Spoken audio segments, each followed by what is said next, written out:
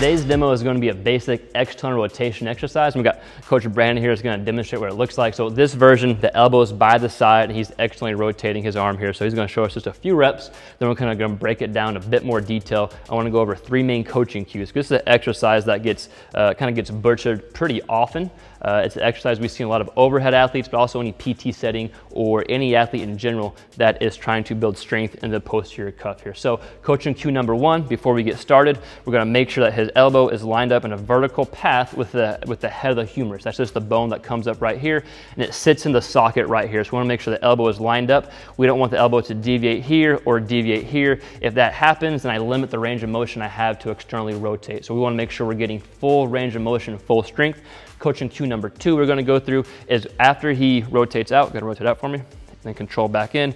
We'll see a lot of athletes, they have no scapular awareness, so their scap will kind of wing away from the rib cage, and then it's going to lose tension with the cuff. So it's important to make sure the scap sits on the rib cage when he comes back in.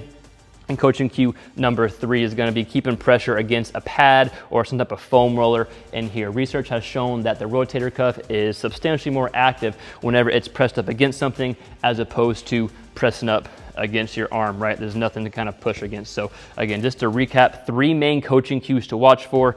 The elbow is in one vertical path with the head of the humerus. The scap back here does not wing as you internally rotate. And then there's pressure against the foam roller or against the pad as you rotate out. So let's go ahead and show like 2 really good reps here, Brandon. You get to see the elbow is lined up here. He's rotating back in. The scap does not move. There's pressure against the green pad here. Then he's controlling back. And so again, basic exercise, you'll see it in a lot of overhead athletes programs. You go ahead and relax for a little bit. I know your cuff's on fire.